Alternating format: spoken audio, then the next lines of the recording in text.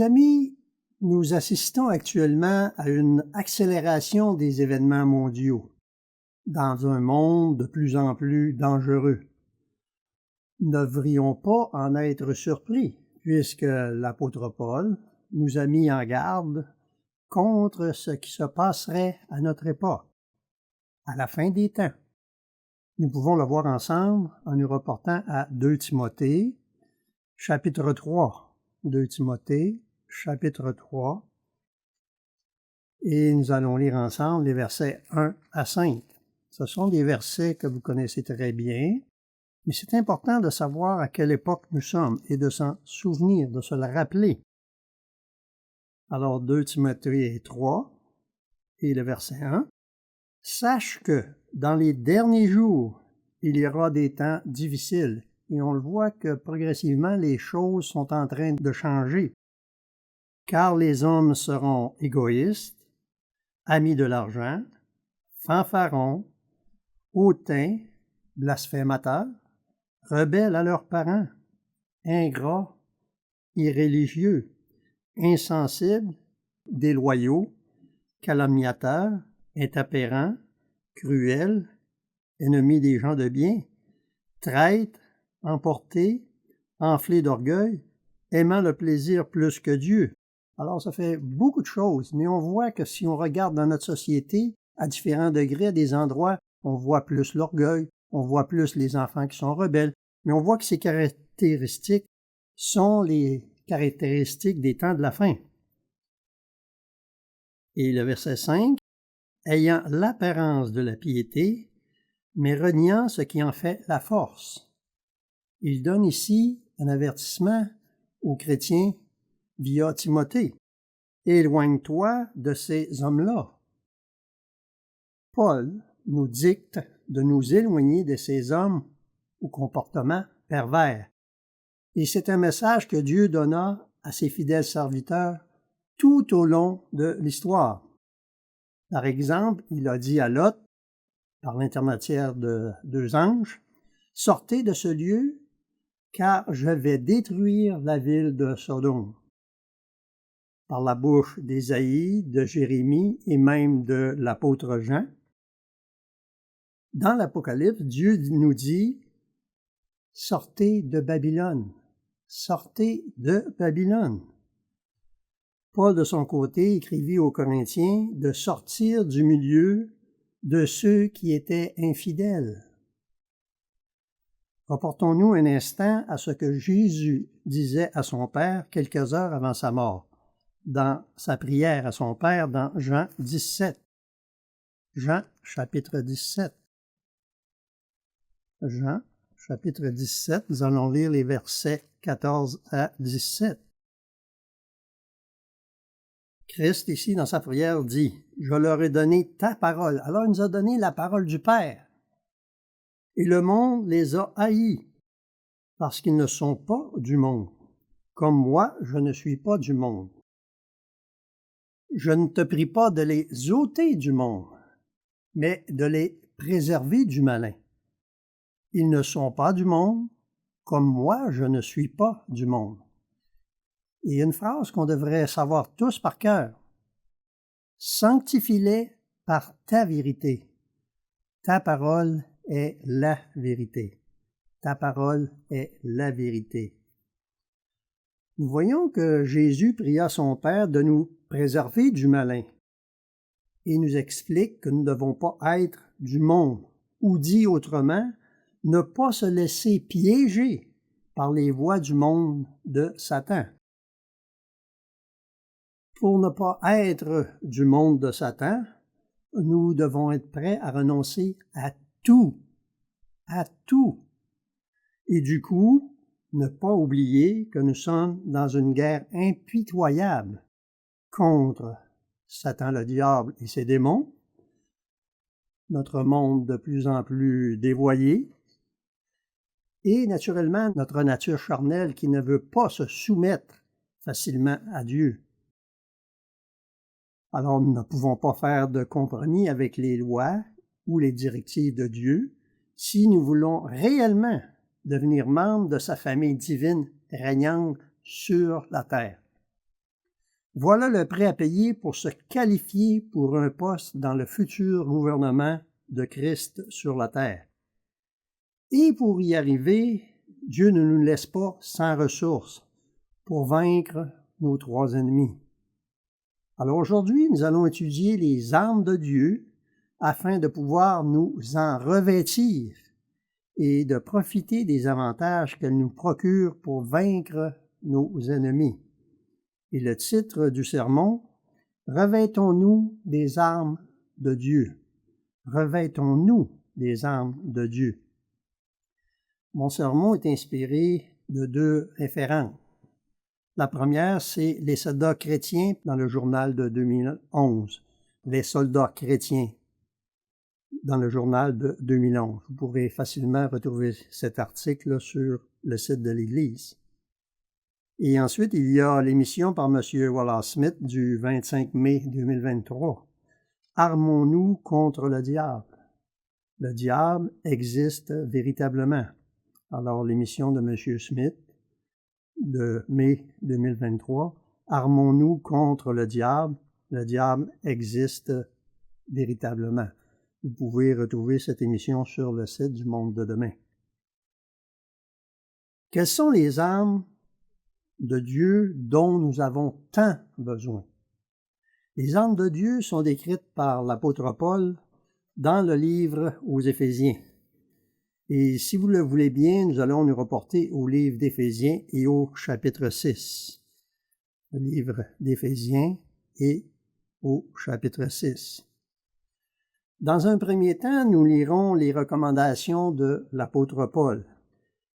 Et par la suite, nous verrons une à une les armes que Dieu met à notre disposition, alors que se pointe le retour de Jésus-Christ sur la terre. Alors, reportons-nous ensemble à Éphésiens 6, et dans un premier jet, nous allons lire les versets 10 à 13. Éphésiens 6, versets 10 à 13. Paul écrit ici aux frères à Éphèse, « Au reste, fortifiez-vous dans le Seigneur, et par sa force toute puissante. » Fortifiez-vous, c'est le même message que Christ donna à Josué avant d'entrer en terre promise, et le message qu'il nous donne avant le retour du Christ et de notre entrée dans le royaume de Dieu. Verset 11. Revêtez-vous de toutes les armes de Dieu, toutes les armes de Dieu, afin de pouvoir tenir ferme contre les ruses du diable. Nous devons nous revêtir de toutes les armes de Dieu et n'en négliger aucune, afin de détecter les ruses du diable et aussi d'y résister. Verset 12. Car nous n'avons pas à lutter contre la chair et le sang, mais contre les dominations, contre les autorités, contre les princes de ce monde de ténèbres, contre les esprits méchants dans les lieux célestes. Un véritable conflit est en jeu, et Satan ne veut pas que nous nous en préoccupions. Il utilise toutes les tactiques possibles et inimaginables pour nous distraire et nous empêcher de suivre l'approche divine dans les difficultés que nous rencontrons, que nous affrontons jour après jour. En tant que membres de l'Église du Dieu vivant, nous sommes engagés dans un combat bien réel contre Satan et ses démons. Cependant, nous avons une espérance. Notre guerre est spirituelle et Dieu nous donne des armes spirituelles et efficaces pour mener notre combat. Verset 13. C'est pourquoi prenez toutes les armes de Dieu afin de pouvoir résister dans le mauvais jour. Et les jours devant nous sont mauvais. Et tenir ferme après avoir tout surmonté. Alors, à épreuve après épreuve, il faut continuer, il faut tenir ferme. Et Paul ici répète, prenez toutes les armes de Dieu pour tenir ferme dans les temps périlleux où nous vivons. Nos âmes doivent être affûtées et elles deviendront plus efficaces au moyen de la prière quotidienne, de l'étude biblique, de la méditation et du jeûne régulier. Nous avons la puissance venant de Dieu pour porter ses armes efficacement et vaincre nos ennemis. Nous devons être courageux et nous fortifier en restant fermes dans la foi et la vérité. Hommes et femmes, nous faisons face au même combat spirituel. Nous recevrons les mêmes récompenses et nous devons prier les uns pour les autres. Nous allons maintenant examiner les armes de Dieu, une par une. Après avoir lu rapidement les versets 14 à 17, je donnerai des explications pour chacune de ces armes. Alors, nous allons commencer par une lecture rapide, si vous voulez bien, d'Éphésiens 6, les versets 14 à 17. Alors, il dit encore au verset 14, il répète, « Tenez donc ferme, ayez à vos reins la vérité pour ceinture, revêtez la cuirasse de la justice, mettez pour chaussure à vos pieds le zèle que donne l'évangile de paix. » Évangile de paix. Prenez par-dessus tout cela le bouclier de la foi, avec lequel vous pourrez éteindre tous les traits enflammés du malin. On sait que le malin, c'est Satan le diable. Verset 17. Prenez aussi le casque du salut et l'épée de l'esprit, qui est la parole de Dieu. Paul ici prend la peine de spécifier que l'épée de l'esprit est la parole de Dieu. Verset 18. Faites en tout temps par l'esprit toutes sortes de prières et de supplications. Alors, je vais maintenant passer en revue chacune de ces armes. Et la première que nous avons vue dans la liste que Paul a écrite, c'est d'avoir à nos reins la vérité pour ceinture. Avoir à nos reins la vérité pour ceinture. Il s'agissait de la partie centrale de l'armure des soldats romains, correspondant à une ceinture, parfois appelée corset, et protégeant le tronc. Cette pièce maintenait les autres parties à leur place et fournissait un emplacement pour accrocher l'épée. Pour s'armer contre le diable, Paul nous renvoie d'abord à la vérité. Comme Pilate, les gens demandent aujourd'hui « Qu'est-ce que la vérité ?» ou encore « Où se trouve la vérité ?» Il y a tellement de fausses nouvelles que les gens se demandent qu'est-ce qui est vrai et qu'est-ce qui est faux. Jésus donna une réponse toute simple à cette question que nous avons lue dans Jean 17, verset 17. « Ta parole, la parole de Dieu le Père, est la vérité. » Le roi David avait compris ce principe en écrivant le psaume 119. Emportons-nous à psaume 119.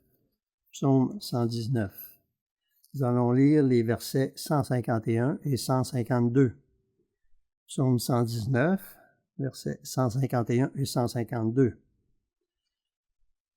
Tu es proche, ô Éternel.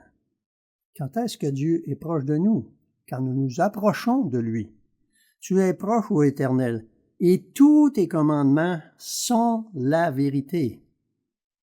Verset 152. Dès longtemps, je sais par tes préceptes que tu les as établis pour toujours, pour l'éternité. Vaincre Satan exige une dévotion passionnée à la vérité de Dieu et à l'observance de ses lois éternelles de la justice. Vous savez, Jérémie 17, verset 9, on ne va pas s'y référer, mais Jérémie 17, verset 9, nous avertit que nos cœurs sont tortueux par-dessus tout et désespérément méchants dans certaines versions. Nous nous trompons souvent sur nous-mêmes. Nous privilégions ce que nous voulons entendre plutôt que la vérité des Écritures. Quelle importance accordons-nous à la vérité? Quelle importance accordons-nous à la Bible? Lorsque nous entendons certaines vérités dérangeantes nous être expliquées dans un sermon, choisissons-nous de changer notre vie en réponse à ces vérités? Ou cherchons-nous des prétextes en espérant qu'elles s'effaceront de notre mémoire? Quiconque souhaite vaincre le diable doit se soucier de la vérité et agir en conséquence.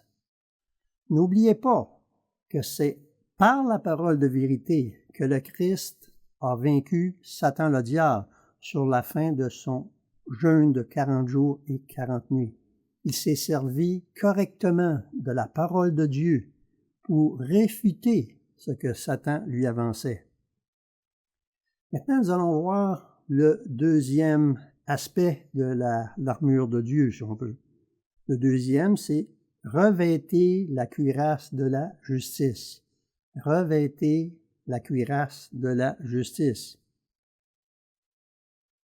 Après avoir décrit la ceinture de la vérité, Paul nous dit cela, revêtez la cuirasse de la justice. La cuirasse protégeait la poitrine et le cœur du soldat. Dieu dit que notre cuirasse doit être celle de la justice. Si nous voulons protéger notre cœur de l'influence de Satan le diable et du monde, nous chercherons la justice et la vérité. Jésus ordonne à tous ceux qui aspirent à être de vrais chrétiens dans Matthieu 6, 33, que vous connaissez tous par cœur. Cherchez premièrement le royaume et la justice de Dieu, et tous vos besoins vous seront donnés par-dessus. Maintenant, tous nos besoins, ça ne veut pas dire tous nos désirs, naturellement. Dieu nous donne une définition très claire de sa justice. Il inspira le roi David, qui le décrit dans le psaume 119. Vous devriez être encore dans le psaume 119. Nous allons voir ensemble le verset 160. Psaume 119, verset 160. Le fondement de ta parole est la vérité, et toutes tes lois de la justice sont éternelles. Les lois de la justice sont les 10 commandements. Ils n'ont pas changé, ils ne sont pas en pause, et ils ne changeront jamais. Cherchons-nous à vivre en accord avec les 10 commandements de Dieu, dans la lettre bien sûr, mais jusque dans l'esprit de la loi. Par exemple, Jésus dit que la haine et la convoitise enfreignent le 6e et le 7e commandement. Ne pas observer le sabbat du 7e jour enfreint le 4e commandement. Les petits mensonges anodins transgressent le 9e commandement. Quelle que soit la manière dont nous transgressons les commandements de Dieu, au lieu de laisser Christ vivre sa vie en nous, de le laisser se charger de cette partie de notre vie, nous péchons et notre cœur devient de plus en plus vulnérable au diable. Voyons une autre partie importante de notre armure, la 3e partie, qui nous dit « Mettez pour chaussure à vos pieds le zèle que donne l'Évangile de paix. » Mettez pour chaussure à vos pieds le zèle que vous donne l'Évangile de paix. Si jamais vous manquez un point, ce n'est pas difficile de les retrouver. Vous les avez tous dans Éphésiens au chapitre 6. Vous n'avez qu'à reviser ce que nous avons lu. Alors, beaucoup de témoignages archéologiques montrent que les chaussures des soldats romains résistaient à l'épreuve du temps et à des conditions difficiles, si le cuir, naturellement, était de bonne qualité. Ainsi, les soldats étaient prêts à se déplacer et à marcher sur de longues distances. Cette partie de l'armure de Dieu révèle à quel point nous devons nous dévouer au soutien de l'Évangile du royaume de Dieu, l'Évangile qui annonce la paix. la véritable paix, et non pas seulement une absence de guerre, la véritable paix. Une paix qui va durer pour 1000 ans. Jésus-Christ apporte encore aujourd'hui cette bonne nouvelle du royaume de Dieu à toutes les nations par le biais d'émissions, de revues, de brochures, de conférences et de plusieurs sites Internet de l'Église du Dieu vivant. Vous le savez, nous ne demandons jamais de dons dans le cadre de nos émissions ou dans nos envoyés spéciaux, dans nos lettres spéciales aux abonnés. Et toute la littérature que nous offrons est toujours absolument gratuite, sans aucune condition, tout comme les exemplaires de DVD que les gens peuvent aussi demander. Pourquoi et comment est-ce possible? Jésus a dit à ses ministres, « Vous avez reçu gratuitement, donné gratuitement. » Je viens de vous citer Matthieu 10, verset 8, Matthieu 10, verset 8 que vous connaissez. Vous avez souvent entendu ce verset. « Vous avez reçu gratuitement, donné gratuitement. » Tous ne sont pas fidèles à ce commandement, mais l'Église du Dieu vivant y obéit sans détour. Et cet effort est rendu possible par un certain nombre de donateurs qui le font volontairement, mais en grande partie par l'amour et le soutien financier des membres de l'Église du Dieu vivant, qui se réunissent lors de chaque sabbat dans des congrégations du monde entier ou pour les fêtes annuelles de Dieu dans les lieux choisis par Dieu. Jésus-Christ remarque ceux qui soutiennent fidèlement son œuvre. Et le Christ se sert avec zèle de son peuple pour transmettre ce message de paix dans le monde entier. Et lorsque nous nous en soucions, lorsque nous soucions sincèrement des gens qui souffrent dans le monde, nous commençons à remplir la missive de l'apôtre Paul dans Philippiens 2. Nous allons nous reporter ensemble à Philippiens 2 et nous allons lire les versets 4 et 5. Alors, Philippiens 2, versets 4 et 5. Verset 4. Que chacun de vous, au lieu de considérer ses propres intérêts, considère aussi ceux des autres. Et lorsque vous participez à l'œuvre de Dieu, vous vous souciez les uns des autres. Ayez en vous, verset 5, ayez en vous les sentiments qui étaient en Jésus-Christ. Et les sentiments de Jésus-Christ étaient de faire l'œuvre de son Père. Il a dit, « Je suis venu pour faire l'œuvre de mon Père, pour faire la volonté de mon Père. » Oui, se consacrer à la prédication de l'Évangile du royaume de Dieu est un élément essentiel de la pleine armure de Dieu. Ceux qui ne se soucient pas d'atteindre le monde avec ce message de l'Évangile pourraient tout aussi bien courir seuls, pieds nus au combat contre le diable. Souvenez-vous de cela. Nous ne sommes pas seuls. Voyons ensemble l'arme suivante, 4e arme. Prenez par-dessus tout cela le bouclier de la foi, avec lequel vous pouvez éteindre tous les traits enflammés du malin. Je répète, prenez par-dessus tout cela le bouclier de la foi, avec lequel vous pouvez éteindre tous les traits enflammés du malin. Selon l'apôtre Paul, seule une foi vivante, une confiance profonde et ferme en ce que Dieu dit, une confiance suffisamment forte pour lui obéir en toutes circonstances, agit comme un bouclier contre les traits enflammés du malin. Et si le malin peut nous attaquer, et oui, il le fait, beaucoup d'entre nous sont confrontés à des problèmes de santé, à des difficultés financières, à des problèmes familiaux ou relationnels, et à des tragédies personnelles. La vie dans ce monde est difficile, et continuer à obéir à notre Père céleste et à notre Sauveur peut sembler compliqué. De telles épreuves peuvent fausser notre vision de leur amour, de leur attention, de leur tendresse, de leur sollicitude à notre égard. Nous devons nous accrocher à la foi de Christ en nous pour vaincre le diable. Nous devons cultiver cette foi vivante qui sait que Dieu est là et nous tourner vers lui pour une éternité à venir qui transcende tous les malheurs que nous pouvons vivre, que le diable peut générer dans ce monde. Nous allons nous référer maintenant à Hébreux 11, le chapitre de la foi. Un verset important dans Hébreux 11, verset 6. Or, sans la foi, sans la véritable foi, il est impossible de lui être agréable, car il faut que celui qui s'approche de Dieu croit que Dieu existe, c'est un point de base, et qu'il est le rémunérateur de ceux qui le cherchent diligemment.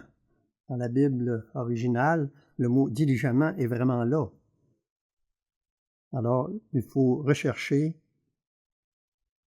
Dieu diligemment. Pour vaincre le diable, nous devons chercher Dieu avec une foi vivante, comme celle décrite par l'apôtre Jacques, dans Jacques chapitre 2. Cette foi se manifeste par l'obéissance à la parole de Dieu, et non avec une foi morte qui est trop ferme pour passer de notre cœur à nos mains, de notre esprit à nos choix et à nos actions. Sommes-nous des chrétiens disciplinés qui prennent le bouclier de la foi? Souvenez-vous que la foi vient de ce qu'on entend et ce qu'on entend vient de la parole de Christ. Romains 10, 17. Vous devriez savoir ce verset par cœur. La foi vient de ce qu'on entend et ce qu'on entend vient de la parole de Christ. Est-ce que notre bouclier de la foi est tout petit ou de plus en plus large et efficace par notre étude sérieuse de la Bible? Parce que nous en avons besoin. Pas d'un petit bouclier, mais d'un énorme bouclier, comme les soldats romains avaient pour se protéger des flèches, mais nous, c'est pour nous protéger des traits enflammés de Satan. Allons maintenant à Matthieu chapitre 17. Matthieu chapitre 17. Nous allons voir ici un point important. Matthieu 17. Au verset 14. Lorsqu'il fut arrivé près de la foule, un homme vint se jeter à genoux devant Jésus et dit, « Seigneur, aie pitié de mon fils qui est lunatique et qui souffre cruellement. Il tombe souvent dans le feu et souvent dans l'eau. » Verset 16. « Je l'ai amené à tes disciples et ils n'ont pas pu le guérir. » Maintenant, allons au verset 18. Jésus parla sévèrement au démon qui sortit de lui, et l'enfant fut guéri à l'heure même. Alors c'est un démon qui rendait l'enfant lunatique. Et verset 21. Alors les disciples, ne comprenant pas trop pourquoi ils n'avaient pas pu chasser ce démon, lui ont demandé pourquoi ça n'a pas fonctionné. Et au verset 21, Jésus leur donne ici cette réponse. Mais cette sorte de démon ne sort que par la prière et par le jeûne. Renforçons-nous notre bouclier de la foi par la prière et le jeûne qui peuvent nous venir en aide à notre incrédulité.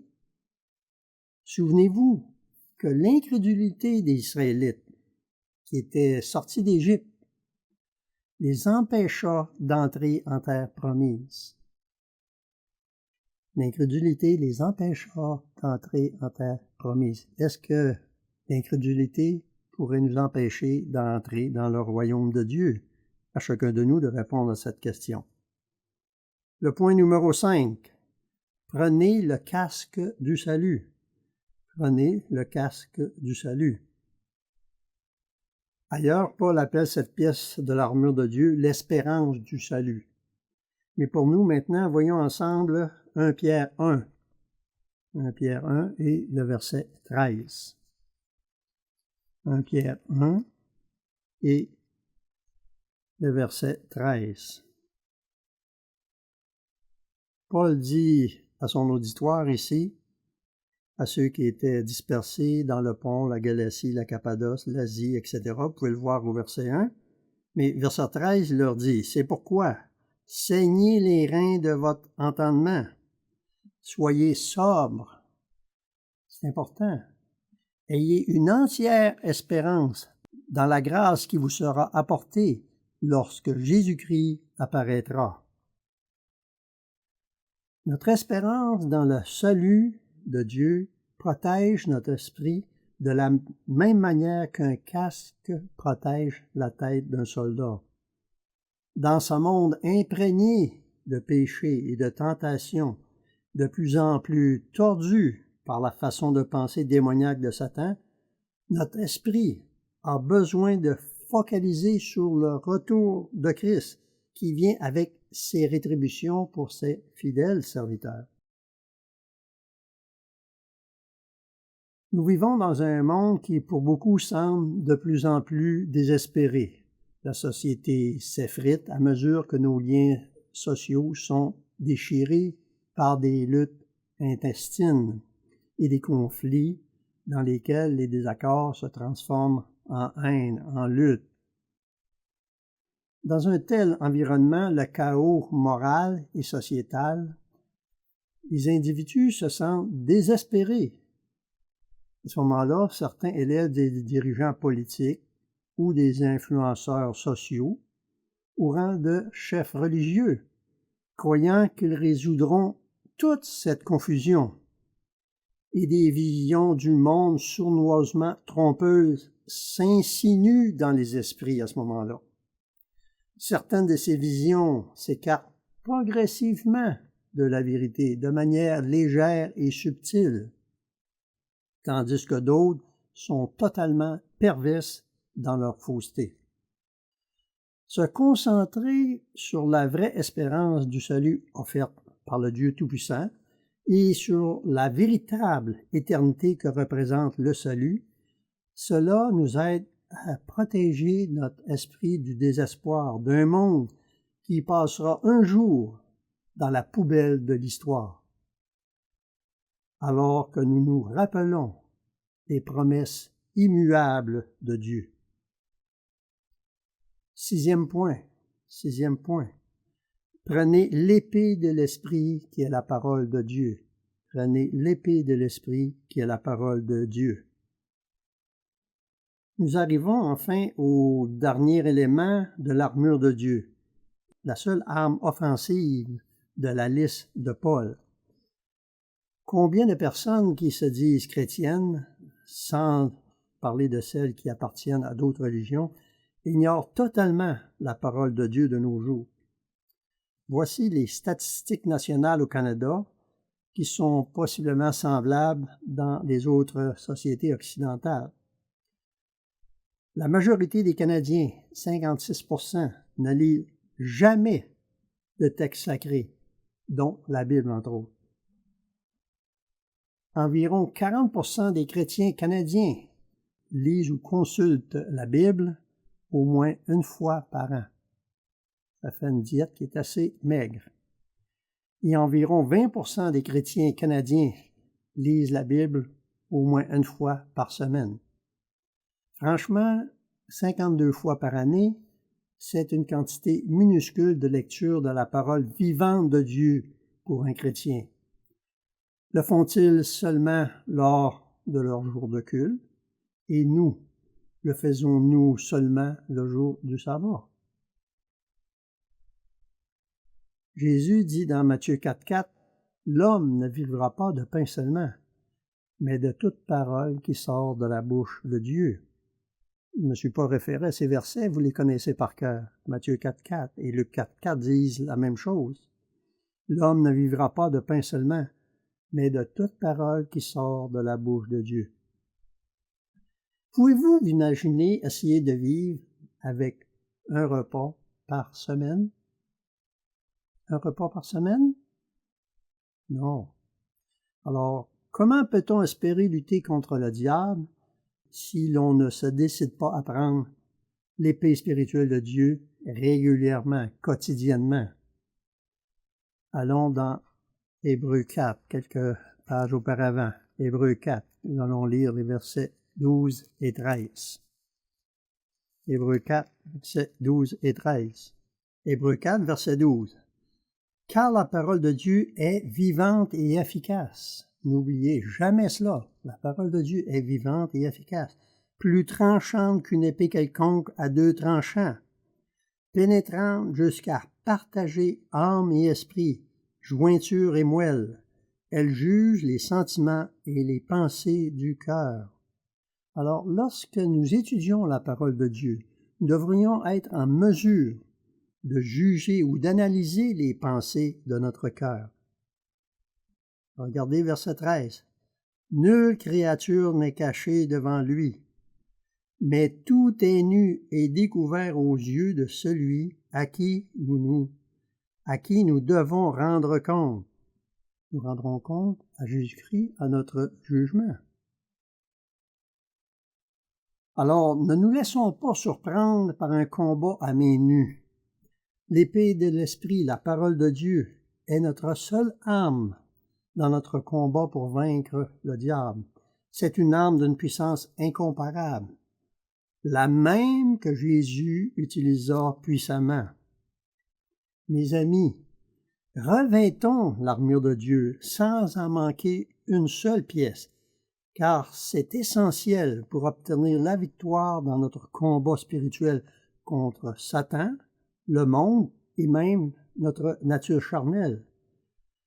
Et Satan lutte pour notre cœur, notre esprit et notre âme. Prions-nous en tout temps, jeûnons-nous régulièrement, étudions-nous la parole de Dieu quotidiennement pour pouvoir utiliser cette épée de l'esprit. En conclusion, Paul nous dit, veillez à cela avec une entière persévérance et priez pour tous les saints. Les saints, c'est ceux que Dieu a mis à part. Priez les uns pour les autres. Reportons-nous un peu plus loin dans 2 Pierre. Dans 2 Pierre, chapitre 1, nous allons lire les versets 10 et 11. 2 Pierre 1, versets 10 et 11. C'est pourquoi, frères, appliquez-vous d'autant plus à affirmer votre vocation et votre élection, car en faisant cela, vous ne broncherez jamais. C'est ainsi en effet que l'entrée dans le royaume éternel de notre Seigneur et Sauveur Jésus-Christ vous sera largement accordée. Vous savez, les meilleurs soldats sont ceux qui prennent leur mission très au sérieux. À plus forte raison, ne devrions-nous pas, en tant que soldats de Christ, considérer avec sérieux notre vocation afin d'obtenir la faveur de notre Seigneur et ainsi accéder à son royaume? Nous avons discuté de l'armure de Dieu décrite par l'apôtre Paul dans Éphésiens 6. Je vous donne les éléments que nous avons discutés. La ceinture de la vérité, la cuirasse de la justice, les chaussures du zèle pour l'Évangile, le bouclier de la foi, le casque du salut et l'épée de l'Esprit qui est la parole de Dieu. Mais le fait d'être équipé de l'armure de Dieu ne nous apportera pas la victoire dont nous avons besoin si nous ne faisons pas preuve également de courage pour vaincre nos ennemis. Le roi Saül avait une très bonne armure, mais il manquait de courage pour affronter Goliath. Et c'est un petit berger qui a été affronté Goliath. Lui avait l'armure de Dieu avec lui. Les guerres de ce monde ont toutes vu leur lot de soldats terrifiés, à juste titre, par le danger qui les attendait sur le champ de bataille. Le diable compte sur la peur pour nous arrêter. Il veut nous arrêter, nous aussi, comme il aurait été le roi Saül. Mais un soldat, même armé et protégé par l'armure de Dieu, ne peut rien accomplir s'il n'est pas prêt à foncer dans la mêlée. Cela demande du courage. Le courage chaque jour d'ouvrir sa Bible et de l'étudier. Satan fait d'une vie de complaisance spirituelle une vie confortable dans notre société. Il est facile de se satisfaire de la facilité de la vie aujourd'hui. C'est très important de le comprendre. Reportons-nous à Deutéronome, chapitre 8. Deutéronome, chapitre 8, alors que Moïse écrivit ce livre pour la génération qui allait entrer dans la terre promise. Et nous avons une terre promise extraordinaire qui vient. Deutéronome 8, nous allons lire les versets 12 à 14. Verset 12.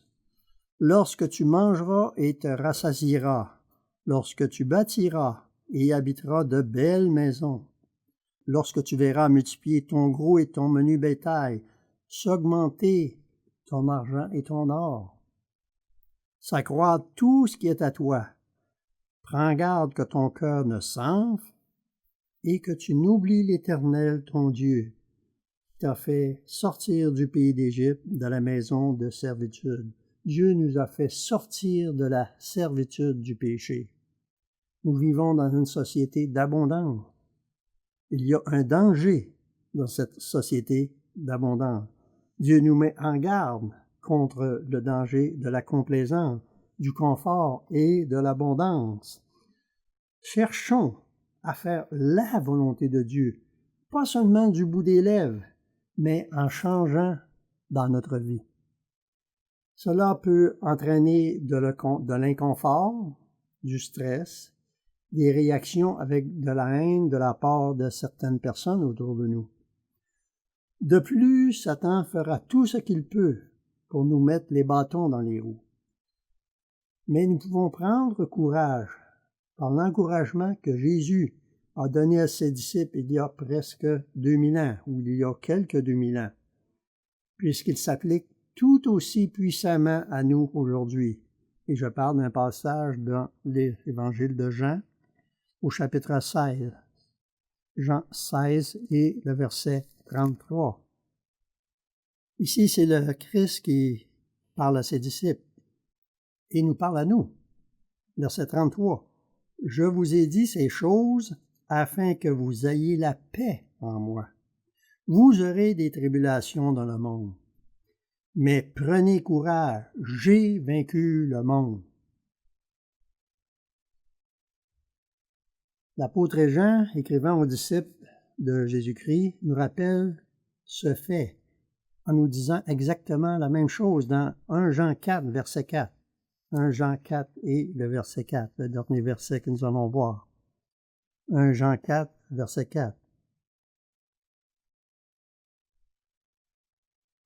Et j'aime la façon que Jean s'adresse ici en utilisant le mot « petits-enfants ». Nous sommes les enfants de Dieu, n'oubliez pas. Verset 4, 1 Jean 4, verset 4. « Vous, petits-enfants, vous êtes de Dieu. Vous avez été engendrés de Dieu. Et vous les avez vaincus, parce que celui qui est en vous est plus grand que celui qui est dans le monde. » Un beau verset à se souvenir pour s'encourager, pour ne pas abandonner. Alors revêtons-nous de l'armure de Dieu avec courage, car ceux qui sont prêts à s'humilier et à se lancer dans la bataille se rendent vite compte qu'ils ne combattent pas seuls. Le plus grand guerrier spirituel de l'histoire, le Fils de Dieu, Jésus-Christ, se tient à nos côtés, comme il le fit pour Josué, quand il lui dit « Prends courage et fortifie-toi ». Et le même message est pour nous. Alors j'espère que nous choisirons tous de nous battre avec les armes de Dieu, jusqu'au bout, et par la puissance de Christ en nous, pour vaincre et persévérer jusqu'à la fin.